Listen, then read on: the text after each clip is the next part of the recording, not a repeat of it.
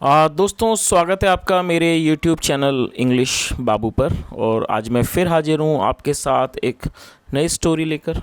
और दोस्तों, आज की जो स्टोरी है बहुत ही इंटरेस्टिंग स्टोरी है, बहुत ही मज़ेदार कहानी है, सुनकर आपको बहुत मज़ा आएगा।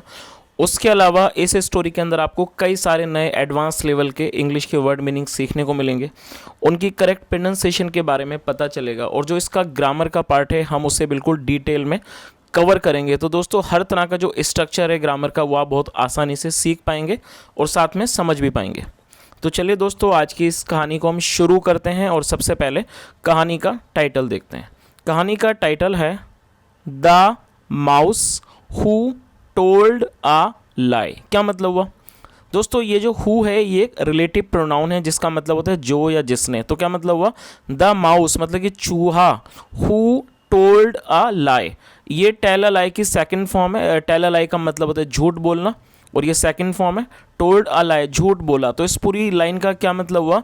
The mouse who told a lie, मतलब कि चूहा जिसने झूठ बोला। तो दोस्तों, ये आज की इस कहानी का टाइटल है, शीर्षक है। और अब मैं इसे पढ़ना शुरू करता हूँ। और मेरी आपसे रिक्वेस्ट है, इसे आप बिल्कुल ध्यान से सुनें ताकि आप बिल्कुल अच्छे से कहानी को समझ सकें। उसके अलावा दोस्तों, एक और रिक्वेस्ट है कि यदि आपको कोई भी नया वर्ड मीनिंग मिले या फिर कोई भी नया स्ट्रक्चर आप आज सीखें तो आप उसे नोट भी जरूर करें। तो चलिए इसको शुरू करते हैं। Once upon a time there was a little mouse named Burly. क्या मतलब हुआ? वंस अपॉन ए टाइम मतलब कि एक समय की बात है। There was a little mouse मतलब एक छोटा चूहा था। नेम्ड बर्ली मतलब कि बर्ली नाम का या फिर बर्ली नामक। तो इस पूरी लाइन का क्या मतलब हुआ कि एक समय की बात है, एक बर्ली नामक छोटा चूहा था।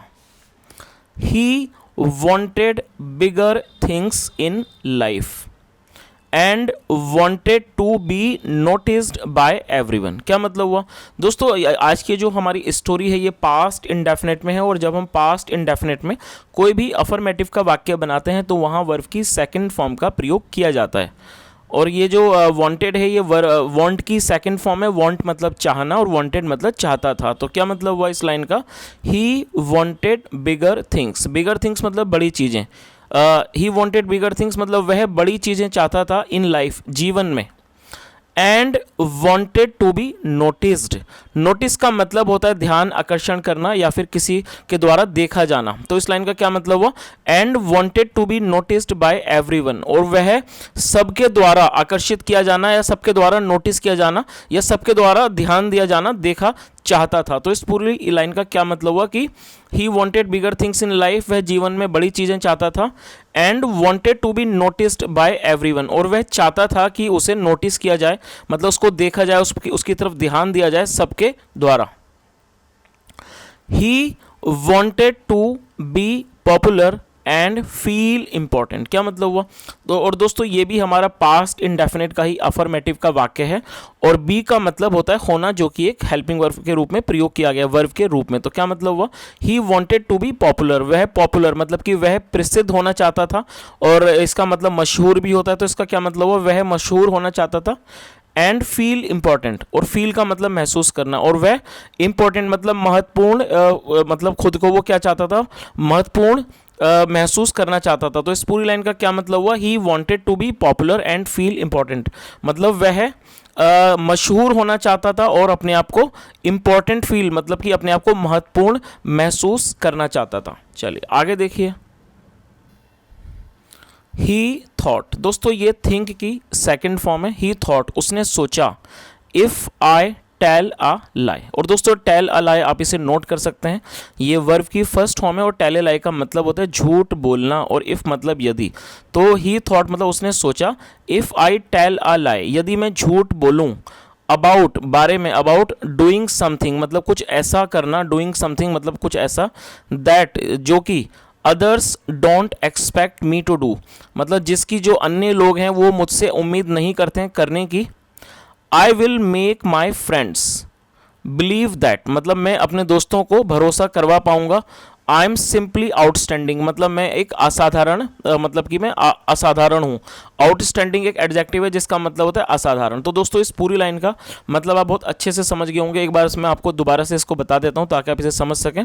ही थॉट मतलब उसने क्या सोचा, if I tell a lie about doing something that others don't expect me to do, मतलब कि यदि मैं झूठ बोलूं इस बारे में, डूइंग समथिंग ऐसा करने के बारे में, that others don't expect me to do, मतलब जिसकी उम्मीद दूसरे मुझसे नहीं करते हैं कि मैं करूं। I will make my friends believe, मतलब मैं अपने दोस्तों को विश्वास करा पाऊंगा या विश्वास करा दूंगा।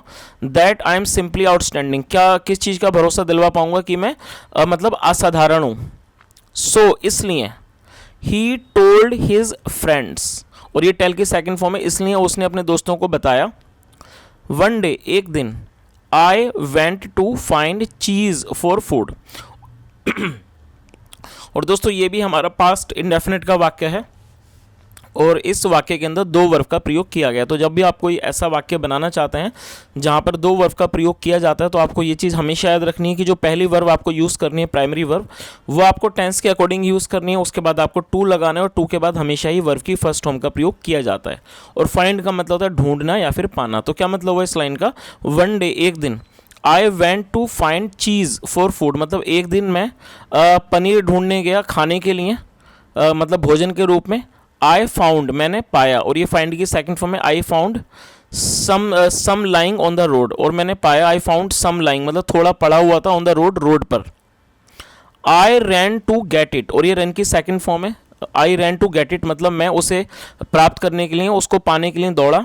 बट लेकिन अ बिग कैट, लेकिन एक बड़ी बिल्ली, ऑल्सो केम फ्रॉम समवेयर, मतलब एक बड़ी बिल्ली भी कहीं से आ गई, और ये कम की सेकंड फॉर्म है, कम केम फ्रॉम समवेयर, समवेयर मतलब कहीं, लेकिन एक बड़ी बिल्ली भी कहीं से आ गई, टू ईट इट इसे खाने के लिए। तो दोस्तों इस पूरी लाइन का मतलब आपको समझ में आ ही गया होगा कि उसने क्या कहा कि एक दिन मैं पनीर ढूंढने गया खाने के लिए, मतलब भोजन के रूप में, और मैंने पाया कि कुछ पड़ा हुआ था रोड पर।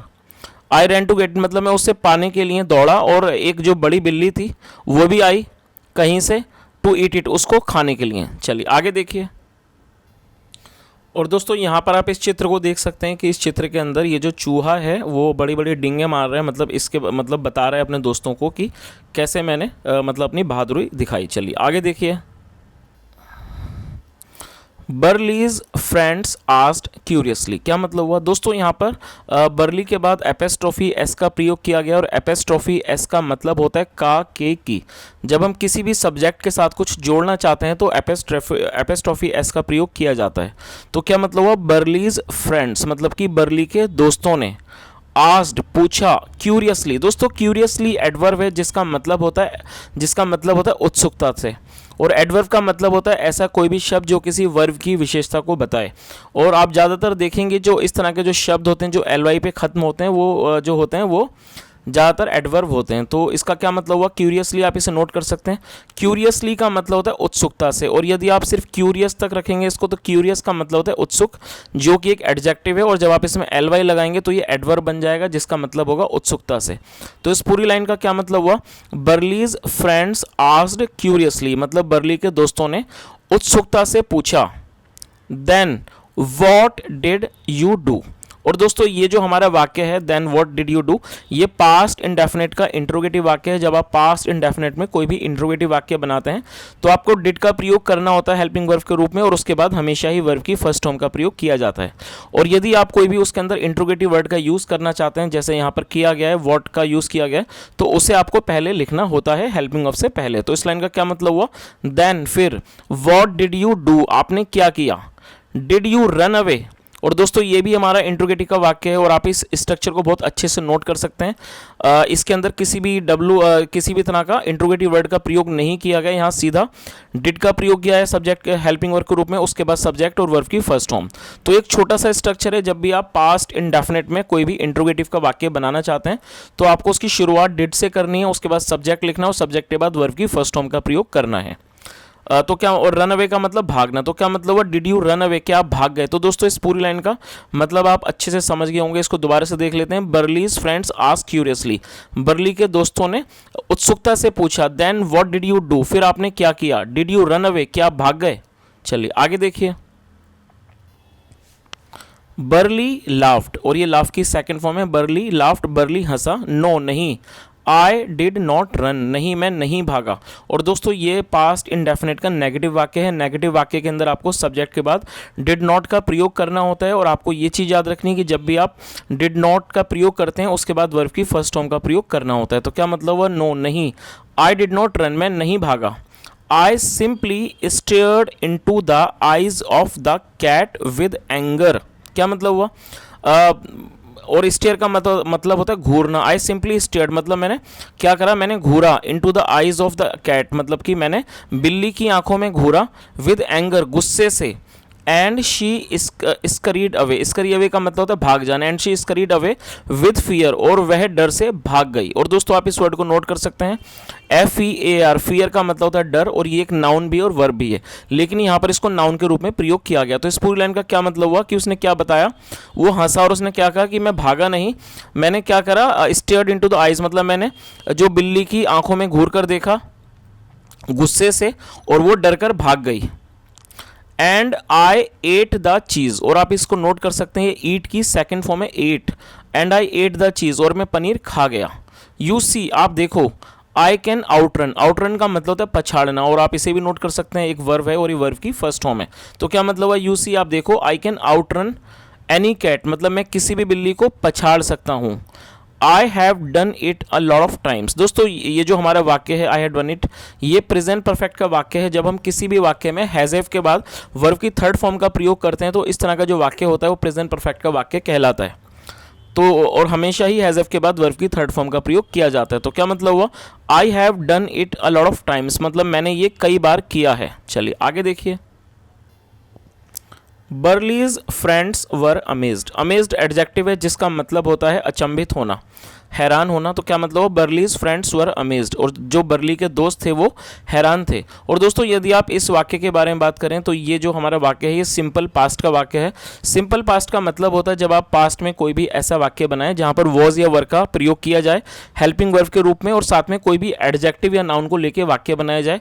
लेकिन आपको ये चीज़ हमेशा याद रखनी है कि जब भी आप सिंपल पास्ट या सिंपल प्रेजेंट में कोई भी वाक्य बनाते हैं तो वहां पर किसी भी प्रकार की वर्ब का प्रयोग नहीं किया जाता है, और यही एक वजह है जिसकी वजह से उन्हें सिंपल प्रेजेंट या सिंपल पास्ट कहा जाता है।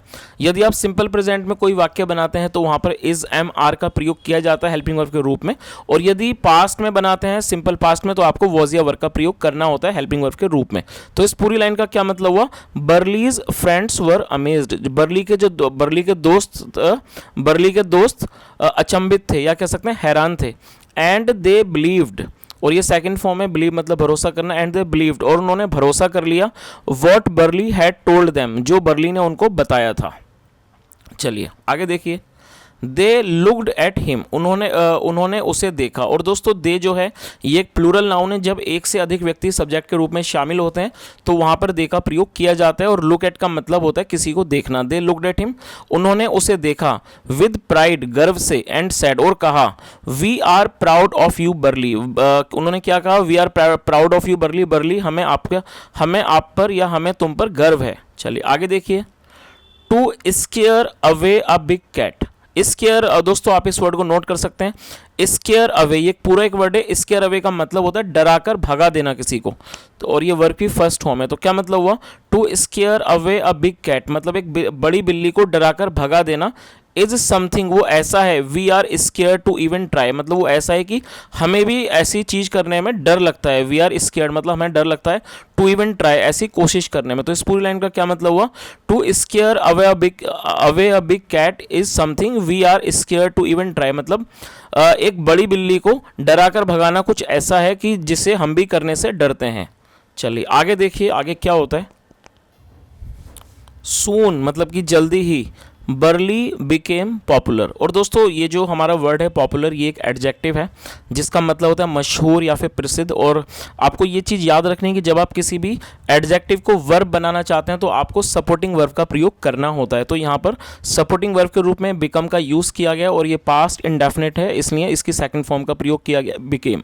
तो इस लाइन का क्या मतलब हुआ, सून मतलब जल्दी ही, बर्ली बिकेम पॉपुलर बर्ली मशहूर हो गया, all the mice wanted to be his friend. क्या मतलब है ऑल द मतलब सारे चूहे, wanted to be his friend सारे चूहे उसका दोस्त बनना चाहते थे। बर्ली इंजॉयड द इम्पोर्टेंस, और ये जो बर्ली था वो उसने आनंद लिया उस महत्व का, the importance that was being given, जो कि उसे दिया जा रहा था, मतलब महत्व, उस महत्व को जो उसे दिया जा रहा था, given to him, but not for long, लेकिन ज़्यादा दिन तक नहीं या ज़्यादा देर तक नहीं। और दोस्तों ये जो हमारा सेंटेंस है वॉज गिवन टू हिम, आप इसे नोट कर सकते हैं इस स्ट्रक्चर को, ये हमारा पास्ट कॉन्टिन्यूस का पैसिव वॉइस का वाक्य है। जब आप पास्ट कॉन्टिन्यूस में कोई भी पैसिव वॉइस का वाक्य बनाते हैं तो वहाँ पर वॉज या वर के बाद बीइंग का प्रयोग किया जाता है और उसके बाद थर्ड फॉर्म का प्रयोग किया जाता है। तो इस लाइन का आप अच्छे से मतलब समझ गए होंगे कि जो बर्ली था वो उस महत्व को मतलब इंजॉय कर रहा था, आनंद ले रहा था जो उसे दिया जा रहा था, बट नॉट फॉर लॉन्ग, लेकिन अधिक देर तक नहीं। चलिए आगे देखिए। वन डे एक दिन, Burley's lie was tested when a cat came walking by and one of his friends said. क्या मतलब हुआ, मतलब कि Burley's lie was tested, test का मतलब होता है किसी चीज़ की जांच करना, परीक्षा करना, इम्तिहान लेना, कि एक दिन जो बर्ली का जो झूठ था उसका टेस्ट किया गया, मतलब उसकी जांच की गई।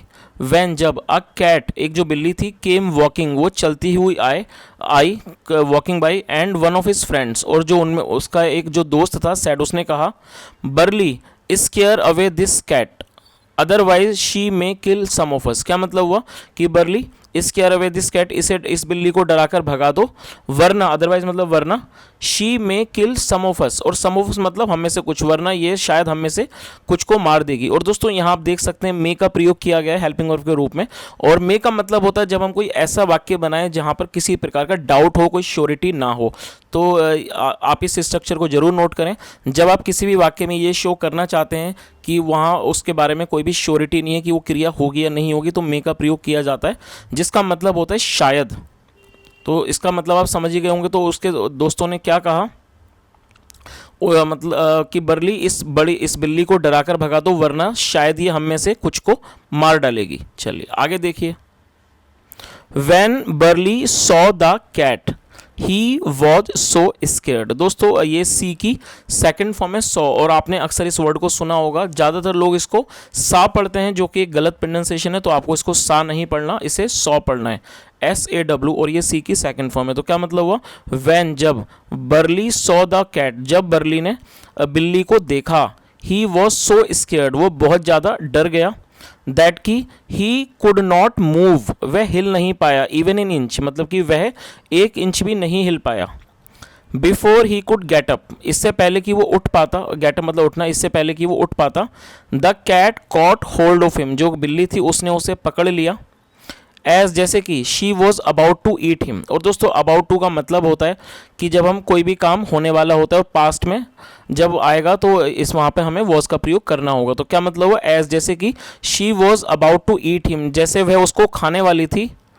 अ बिग ट्री ब्रांच मतलब एक बड़े जो पेड़ की जो ब्रांच थी, शाखा थी, फेल, और ये फॉल की सेकंड फॉर्म है, फॉल मतलब गिरना, फेल मतलब गिरी, a big tree branch fell on her head मतलब एक बड़े पेड़ की जो शाखा थी वो उसके सर पर गिरी, विद अ क्रंच। दोस्तों आप इस वर्ड को नोट कर सकते हैं, क्रंच का मतलब होता है चरचराहट, और ये एक नाउन है। तो इस पूरी लाइन का क्या मतलब हुआ कि as she was about to eat him मतलब जैसे कि वो उसको खाने वाली थी, a big tree branch fell on her head एक बड़े पेड़ की जो शाखा थी वो उसके सर पर गिरी, विद ए क्रंच एक चरचराहट के साथ, द कैट फेल फ्लैट, और ये फॉल की सेकंड फॉर्म है, द कैट फेल फ्लैट जो बिल्ली थी, फेल फ्लैट मतलब वो मतलब गिर गई, and barley got the chance और बर्ली को मौका मिल गया, टू रन अवे भागने का। चलिए आगे देखिए। बर्ली न्यू बर्ली जानता था, और दोस्तों आप इस वर्ड को भी नोट कर सकते हैं, ये नो की सेकंड फॉर्म है और ये हमारा पास्ट इंडेफिनिट का अफर्मेटिव का वाक्य है। तो इस लाइन का क्या मतलब हुआ, बर्ली न्यू बर्ली जानता था, दैट की his friends had saved him, और दोस्तों यहाँ पर हैड के साथ थर्ड फॉर्म का प्रयोग किया गया है, सेव का मतलब बचाना और थर्ड फॉर्म है। तो आपको ये चीज़ याद रखनी है कि जब किसी भी वाक्य में हैड के साथ थर्ड फॉर्म का प्रयोग किया जाता है तो वो पास्ट परफेक्ट का वाक्य होता है। तो इस लाइन का क्या मतलब हुआ, बर्ली न्यू बर्ली जानता था, दैट की his friends had saved him की उसके दोस्तों ने उसे बचाया था, बाय निबलिंग। दोस्तों निबल को आप नोट कर सकते हैं, शायद आपके लिए एक नया वर्ड हो सकता है। निबल का मतलब होता है कुतरना, और ये फोर्थ फॉर्म है बाय निबलिंग मतलब कुतर कर, क्विकली जल्दी से, at the half broken branch. Half broken branch का मतलब होता है आधी टूटी हुई शाखा। तो इस पूरी लाइन का क्या मतलब हुआ, और मैं आपको इसको अच्छे से बता भी देता हूँ, और दोस्तों उसके अलावा मैं आपको इसको एक्सप्लेन भी कर दूंगा, चित्र भी दिखा दूंगा, ताकि आप इस कहानी को बहुत अच्छे से समझ सकें। कि जो बर्ली था वो जानता था, क्या जानता था, कि जो उसके दोस्त हैं उन्होंने उसका जीवन बचाया, उसको बचाया। वो कैसे? बाय निबलिंग मतलब कि कुतर कर, कोई मतलब जल्दी से कुतर कर, at the half broken branch मतलब आधी टूटी इस शाखा को कुतर कर। अब आप इसका मतलब समझ ही गए होंगे दोस्तों कि उसके जो बाकी चूहे थे, दोस्त थे, उन्होंने उसको कैसे बचाया। कि जब बिल्ली ने उसे पकड़ लिया तो जो उसके बाकी जो साथी थे चूहे, वो एक पेड़ पर चढ़ गए, और अभी मैं आपको उसका चित्र भी दिखाऊंगा। पेड़ पर चढ़ गए और वहाँ एक पैर, जैसे यहाँ आप देख सकते हैं मेंशन किया गया हाफ ब्रोकन ब्रांच, मतलब आधी टूटी जो शाखा थी उसको उन्होंने जल्दी से कुतर दिया। और आप जानते हैं दोस्तों जो चूहे वगैरह होते हैं वो कुतरने में बहुत माहिर होते हैं, तो उन्होंने उस आधी टूटी हुई पेड़ की शाखों को कुतर दिया, जिसकी वजह से वो नीचे गिरी। और जब वो नीचे गिरी तो बिल्ली के सर पर गिरी, जिसकी वजह से वो जो चूहा था उसे मौका मिल गया और भाग गया। अब मैं आपको चित्र दिखाता हूँ ताकि आप इसे समझ लें। दोस्तों यहाँ पर आप देख सकते हैं कि ये जो चूहा है, ये जो एक पेड़ है और जिस पे सब चूहे चढ़े हुए हैं, और इन्होंने क्या करा, ये जो शाखा थी इसको कुतर दिया, जिसकी वजह से वो यहाँ से वो पहले ही आधी टूटी हुई थी और उन्होंने उसको जल्दी जल्दी कुतर दिया, जिसकी वजह से वो बिल्ली के ऊपर गिरी। और जब वो बिल्ली के ऊपर गिरी तो जो चूहा था उसको मौका मिल गया वहाँ से भागने का। चलिए दोस्तों अब आगे हम अपनी कहानी को कंटिन्यू करते हैं। He thanked them and said, और दैम का मतलब होता है उन्हें, तो क्या मतलब हुआ, he thanked them and said, उसने उनको धन्यवाद दिया और कहा, आई एम नॉट ब्रेव। और दोस्तों ये जो हमारा वाक्य है ये सिंपल प्रेजेंट का वाक्य है, जैसा अभी मैंने आपको समझाया था। जब हम कोई भी ऐसा वाक्य बनाएं जहां पर हम सिर्फ इज एम आर का प्रयोग करें, साथ में कोई भी नाउन एडजेक्टिव को लेकर वाक्य बनाएं बिना किसी वर्ब का प्रयोग किए, तो इस तरह का जो वाक्य होता है वो सिंपल प्रेजेंट का वाक्य कहलाता है। और आई के साथ एम का प्रयोग किया जाता है हेल्पिंग वर्ब के रूप में। तो क्या मतलब हुआ, और ब्रेव एडजेक्टिव है जिसका मतलब होता है बहादुर, तो क्या मतलब हुआ, आई एम नॉट ब्रेव, मैं बहादुर नहीं हूं। I have never scared a cat, और ये भी हमारा प्रेजेंट परफेक्ट का वाक्य है, और स्केयर का मतलब होता है डराना, और प्रेजेंट परफेक्ट में हैज हैव के बाद थर्ड फॉर्म का प्रयोग किया जाता है। तो क्या मतलब हुआ, I have never scared a cat, मैंने कभी भी एक बिल्ली को नहीं डराया है। इनफैक्ट असल में आई एम द वन मतलब कि मैं वो हूँ, who is scared of her, कि जिसे उससे डर लगता है। और तो क्या मतलब हुआ कि इनफैक्ट मतलब असल में I am the one who is scared of her, मतलब मैं वो हूँ जिसे उससे डर लगता है। Had you not saved me, यदि आपने मुझे नहीं बचाया होता, आई माइट हैव डाइड, शायद मैं मर गया होता। आई एम सॉरी मतलब मुझे दुख है, दैट की आई लाइड, मैंने झूठ बोला। चलिए आगे देखिए, और दोस्तों आप इस वर्ड को नोट कर सकते हैं, लाई की सेकंड फॉर्म है, इसका मतलब झूठ बोलना। तो उसने क्या कहा, आई एम सॉरी मतलब मुझे दुख है, सॉरी मतलब दुख होना, दैट आई लाइड की मैंने झूठ बोला। आई डिड सो, मैंने ऐसा किया, बिकॉज क्योंकि, I wanted to do something big. और यहाँ पर भी दो वर्ब को लेकर वाक्य बनाया गया है। पहली वर्ब जो इसमें चाहना और दूसरी है इसमें करना। और आपको ये चीज़ याद रखनी है कि जब आप दो वर्ब का वाक्य बनाएंगे तो पहली वर्ब के बाद जब आप दूसरी वर्ब को मेंशन करेंगे उससे पहले आपको टू लगाना है। तो क्या मतलब हुआ, because I wanted to do something big, क्योंकि मैं कुछ बड़ा करना चाहता था। समथिंग बिग मतलब कुछ बड़ा, मैं कुछ बड़ा करना चाहता था। एंड ग्रेट और कुछ महान, एंड बिकम पॉपुलर और क्या, और मशहूर होना चाहता था। बट लेकिन, डिड नॉट नो हाउ, लेकिन नहीं जानता था कैसे। चलिए आगे देखिए। हिज फ्रेंड्स टोल्ड हिम, उसके दोस्तों ने उसे बताया। वी होप, होप का मतलब होता है आशा करना, उम्मीद करना, और ये वर्ब की फर्स्ट फॉर्म है। तो क्या मतलब हुआ, हिज फ्रेंड्स टोल्ड हिम, उसके दोस्तों ने उसे बताया। वी होप, हम उम्मीद करते हैं या हम आशा करते हैं। यू हैव लर्नड, और दोस्तों ये लर्न की थर्ड फॉर्म है लर्न। इसका मतलब होता है किसी चीज़ को याद करना, सीखना। वी होप हमें उम्मीद है, हम आशा करते हैं। यू हैव लर्नड आप सीख चुके हो। योर लेसन अपना सबक सीख चुके हो। एंड प्रॉमिस और ये वादा करो। टू नेवर लाई अगेन कि दोबारा कभी झूठ नहीं बोलोगे। To never lie again. तो इस पूरी लाइन का क्या मतलब हुआ, उसके दोस्तों ने क्या कहा, उसे क्या बोला कि हमें उम्मीद है कि आप अपना जो सबक है वो सीख चुके हो और आप वादा करो कि आप दोबारा कभी झूठ नहीं बोलोगे। बर्ली प्रॉमिस्ड, बर्ली ने वादा किया, और ये सेकंड फॉर्म है बर्ली प्रॉमिस्ड मतलब बर्ली ने वादा किया। चलिए दोस्तों अब इस कहानी का जो मॉरल है वो भी एक बार देख लेते हैं। वाइजली सेड, ये कहा गया है। डू नॉट टेल लाइज मतलब कि झूठ मत बोलो। तो दोस्तों ये आज की एक छोटी सी कहानी थी और मैं उम्मीद करता हूँ कि जो कहानी का सार है और जो कहानी का जो मॉरल है आप बहुत अच्छे से समझ पाए होंगे। और ये एक हम सबके लिए सीख है कि जैसा हमने देखा कि ये जो चूहा था बर्ली नाम का, जिसने झूठ बोला था लेकिन अंत में उसकी जो उसके झूठ की जो पोल थी वो खुल गई, जिसकी वजह से उसे शर्मिंदा होना पड़ा। तो दोस्तों ये एक छोटी सी कहानी थी और मैं उम्मीद करता हूँ कि आपको आज की कहानी अच्छी लगी होगी। और यदि आपको मेरा पढ़ाने का प्रयास भी अच्छा लगा हो तो मेरी आपसे रिक्वेस्ट है दोस्तों, वीडियो को ज़रूर लाइक करें, शेयर करें। आप इस वीडियो को उन लोगों के साथ ज़रूर शेयर करें जो लोग इंग्लिश सीखना चाहते हैं, जिन लोगों ने अभी इंग्लिश सीखने शुरू किए और जो ट्रांसलेशन का प्रोसेस को समझना चाहते हैं। तो यदि आपके कुछ ऐसे दोस्त हों जो बिल्कुल शुरू से इंग्लिश सीखना चाहते हो तो आप इस वीडियो को उनके साथ ज़रूर शेयर करें ताकि उन्हें भी इस चीज़ का बेनिफिट मिल सके और वो भी ट्रांसलेशन को आसानी से सीख सकें। और दोस्तों वीडियो को ज़रूर लाइक करके जाएं और यदि आपका कोई भी सुझाव हो तो कमेंट के माध्यम से ज़रूर बताएं। यहाँ तक सुनने के लिए thank you so much. Have a nice day and bye.